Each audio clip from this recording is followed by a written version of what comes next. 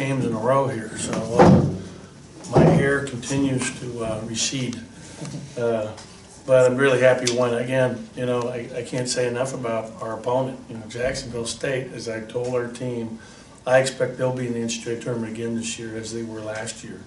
That's a really good team. It's really well coached, very well coached, executes, and the key for us tonight was playing good defense. You know, we had a number of missed shots that were wide open that we missed. I think 3 games in 5 days this last week. Still taking a little toll on us, and we're definitely taking tomorrow off. I might even consider taking 2 days off just to try to get our bodies back. You know, it hurt us to not have E.J. Datcher out there tonight. He has a bone bruise. He tried to go but can't. Had an MRI yesterday, and that's just a re-aggravation of the injury he sustained against Florida A&M. You know, we did a great job not giving up ever. Down 8 in the second half. I don't know, what were we down 8 at what point, like 13 minutes? 14-41. Yeah, and Nick made a big 3, I remember, in that run. Eric Holm had some good offensive rebounds to help us get back there, a couple of them. You know, they're a very difficult team to match up with because their bigs the one big guy can step out and shoot. I mean, a 5-man that can shoot threes like that, you know, you don't find them everywhere. He's from Lithuania. I had a really good player at Pitt who he knows who he is from Lithuania. They know how to play over there. I thought that obviously the shot by Q. I mean, you know, he likes that left side of the floor for those last second shots. One was in the corner against Tennessee, and one's at the left side. So we got to make sure we get him on the left side of the floor in the last second plays here from now on. I haven't coached in that many games. I was thinking about it, ironically, in the last 2 days, winning at the buzzer. You know, I remember, you know, 1 at NAU, 1 at UCLA, 2 at UCLA, one here. But I mean, you just don't see it that often where you win in the last second. And it was a heck of a shot. And you know, I thought Tyson Carter and Eli Wright, they combined 1 for 12, but they did a lot of good things to help us win. They each had 6 rebounds today. I was really pleased with that. I thought Eli gave us great minutes defensively, rebounding-wise, getting offensive rebounds in the first half. Stapleton's minutes were huge for us today because he hasn't played in over 2 weeks, and he gives us 15 minutes and gets 7 big points in there and some, you know, a couple of really important offensive rebounds.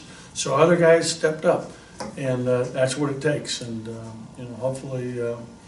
You know, we'll get healthy again here soon. Do you expect EJ back next game? I don't know. I really don't know. It's, you know, truly, I think he'll definitely be off the next 2 days for sure, maybe 3, and really try to let that thing heal now with a lot of treatment from Ryan Dotson, our trainer.